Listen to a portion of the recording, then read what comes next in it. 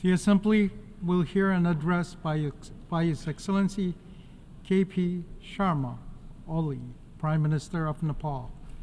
I request protocol to escort His Excellency and invite him to address the Assembly.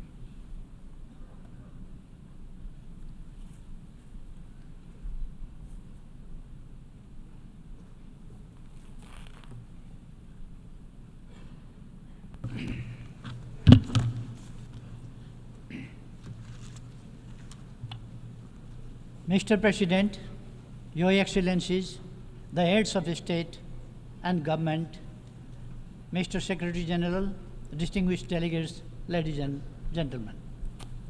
I stand here as a humble representative of 30 million proud Nepali people. At the very outset, allow me to extend my sincere congratulations to you, Mr. President, and distinguished members of the Bureau on your well-deserved elections. I would also like to reaffirm Nepal's full support as you undertake the important responsibilities entrusted to you. We extend our deepest appreciation to His Excellency, Mr. Denis Francis, and the outgoing President for his commendable leadership in successfully guiding the 78th session of the Assembly. Our highest accolades are due to the Secretary General, Mr. Antonio Guterres, for his tireless dedication to reinforcing multilateralism and tackling global challenges. I fondly recall your visit to Nepal last year, Mr. Secretary General, and your message of peace from the sacred birthplace of Gautam Buddha, and the message of climate catastrophe of mountains from the Everest region. Mr. President, the world is at a watershed moment in history. The contrast between rich and poor, harmony and hatred, and economic development and environmental destruction have never been as stark as they are today. Both people and planet stand on the brink of climate catastrophe. Geographical rivalries are resurging. Military expenditures are skyrocketing along with an unabated arms race. The specter of nuclear conflict looms larger than ever, even before.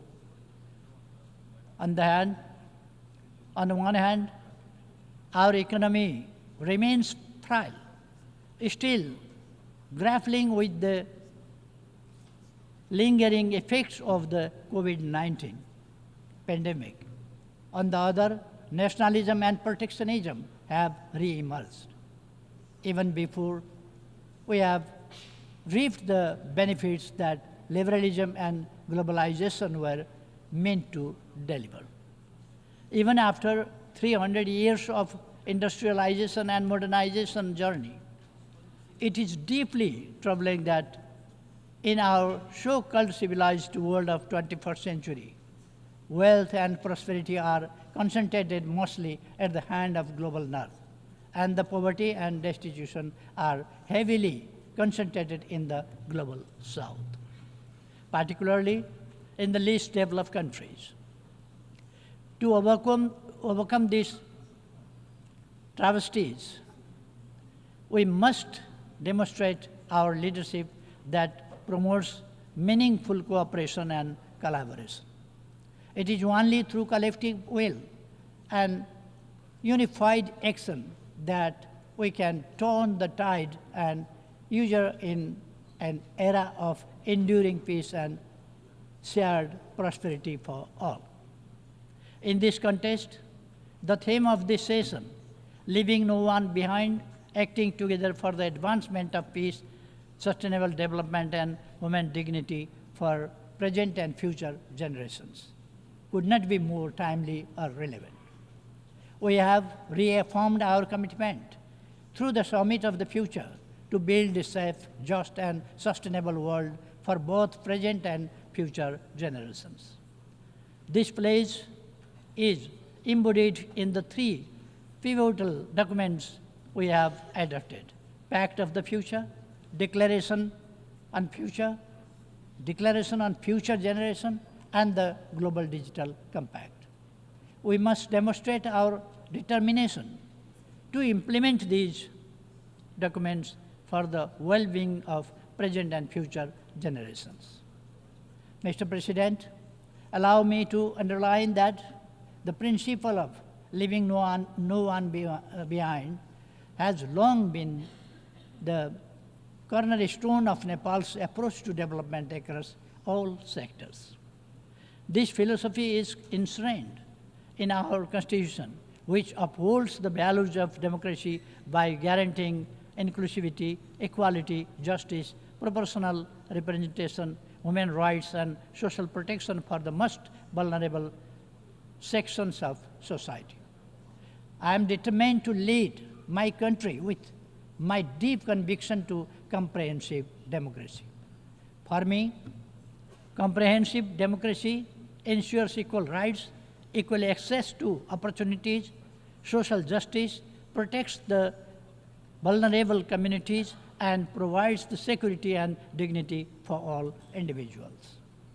Democracy goes far beyond the right of the people to choose their leaders.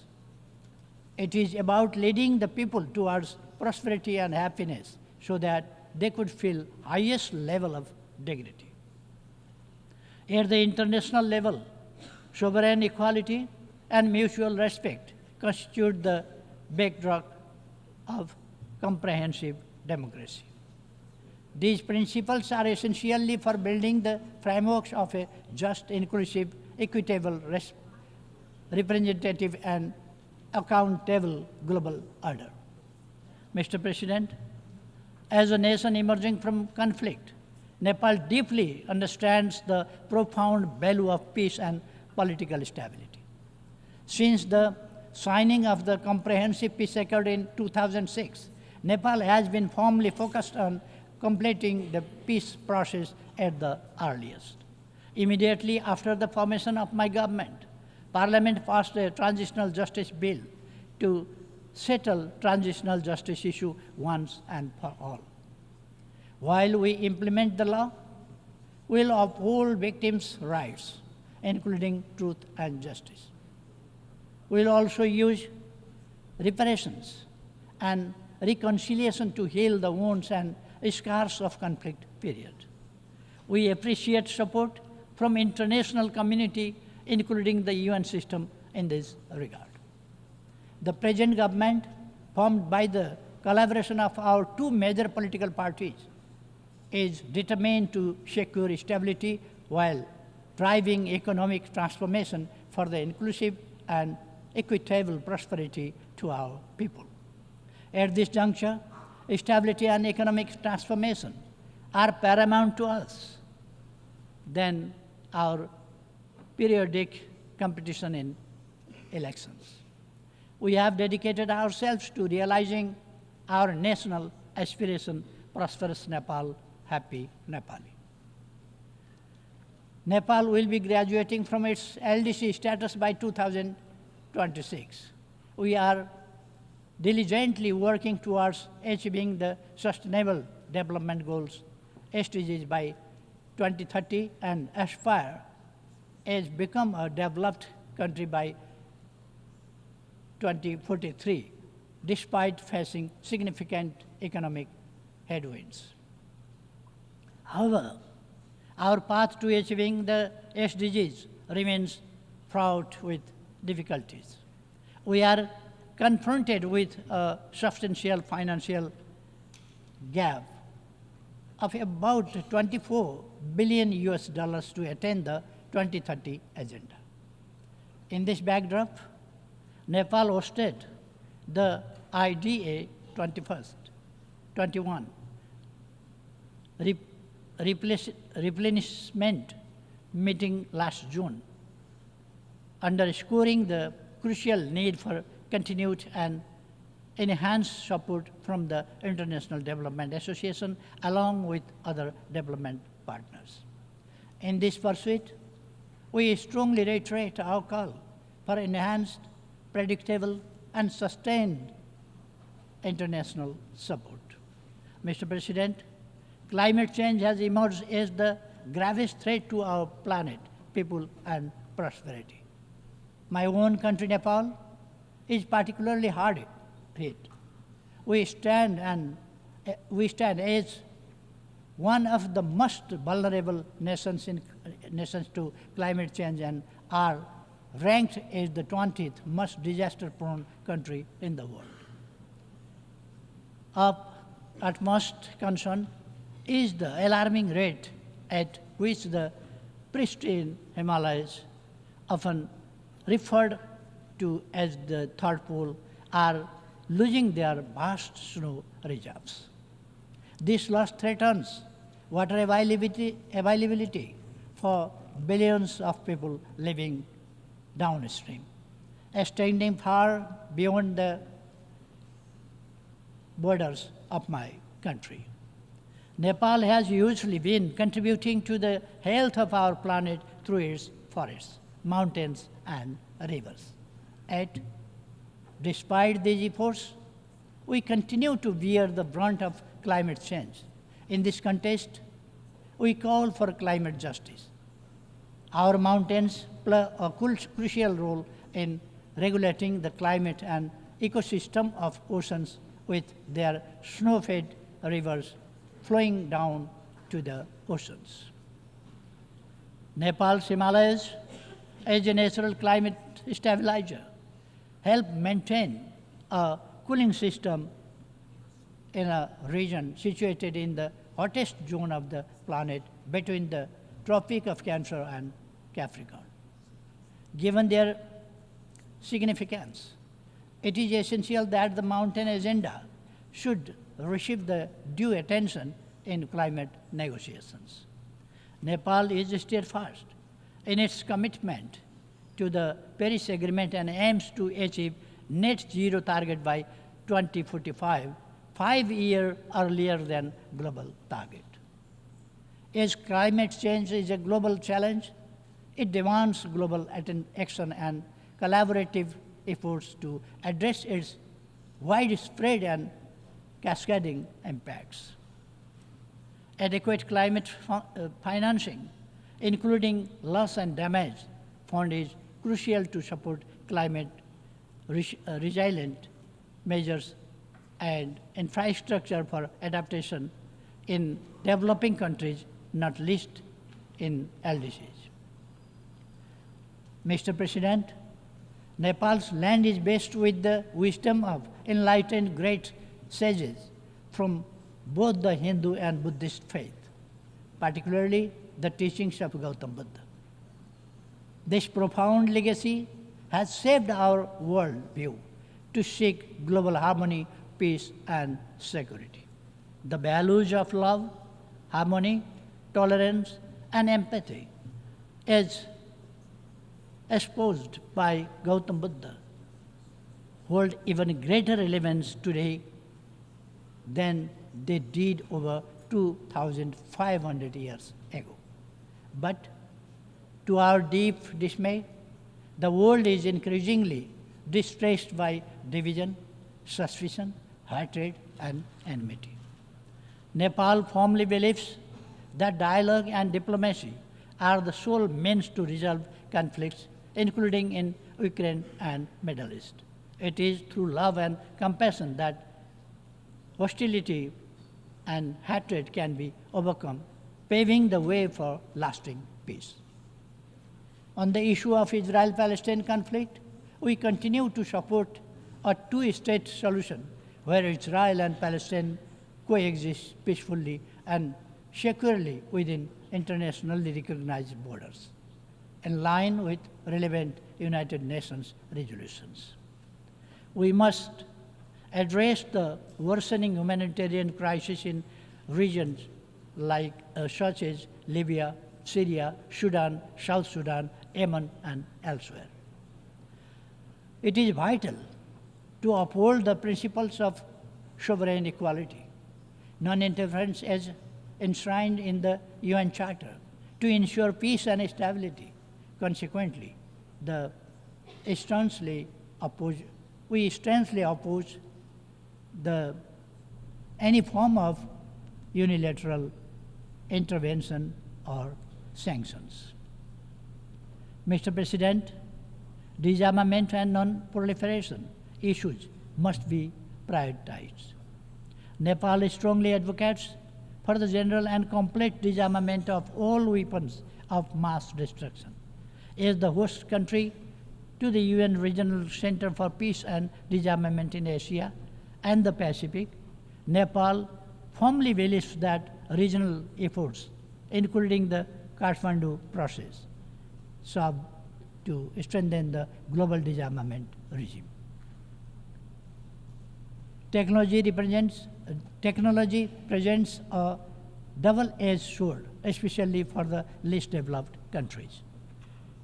If we harness it, we can make remarkable progress. If we fail, it will leave us further behind. We call for technology transfer to enable us to catch up. Mr. President, Nepal has always adhered to a peaceful, independent, balanced, and non-aligned foreign policy based on the principles of Panchashil, the UN Charter, international law, and norms of world peace. We conduct our foreign policy with profound belief in amity with all, enmity with none.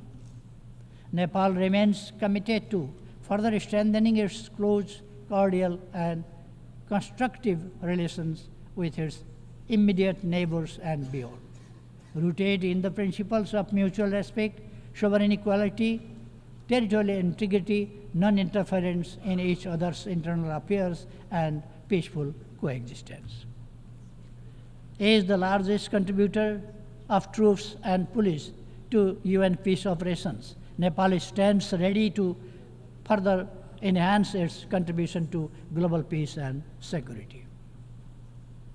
Nepal believes it is our rightful call for having commensurate representation in the leadership positions both at the UN headquarters and in the field, reflecting our significant contribution.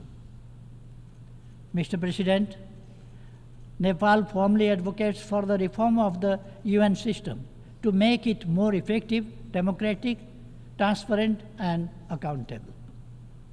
We firmly believe that stronger multilateralism with the United Nations at its core is the only path forward to tackle the numerous global crises we face. We echo a call for substantial reform of the global financial system as aptly described it by Secretary General Mr. Antonio Guterres as morally bankrupt. The voice and representation of countries in special situations, including the LDCs, landlocked developing countries, LLDCs, and small island developing states must be ensured. Mr. President, Nepal firmly upholds the belief that all human rights are universal, unalienable, indivisible, interdependent, and interrelated. It is with this conviction that we have become a party to 24 international human rights related conventions and protocols, including 7 of the 9 core instruments. We are fully committed to promoting gender equality and ensuring equal rights for women. Nepal is making necessary legal arrangements for the full realization of all human rights for women and girls, including their sexual and reproductive health rights. Protection of the rights of migrant workers, including their safety, security, dignity, and well-being, has always remained our priority. We strongly advocate so far orderly and regularly migration to ensure that the benefits of migration are shared by all. Finally, Mr. President, the world we inhabit the world we inhabit is far from being perfect. Yet, it is not all doom and gloom. We firmly believe that humankind is still capable enough to march ahead without compromising the prosperity and happiness of future generations. None of the global challenges we are facing today have been imposed by alliance. These are our own makings, our own creations. Therefore, it is self-evident that by fostering global understanding, trust, and cooperation, we can overcome these problems and challenges. A just, inclusive, and equitable world order, as well as sustained prosperity and attainable when we collaborate effectively. Let me resonate the wisdom of our ancient text, the Maha Upanishad, from around the 6th century BC, Vasudhaiva Kutumbakam, meaning the whole world is one family.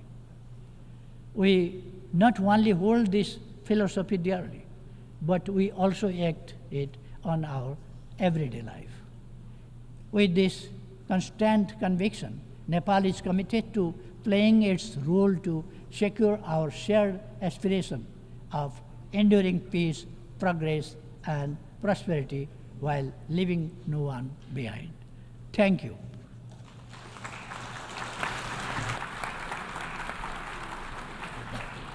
On behalf of the Assembly, I wish to thank the Prime Minister of Nepal.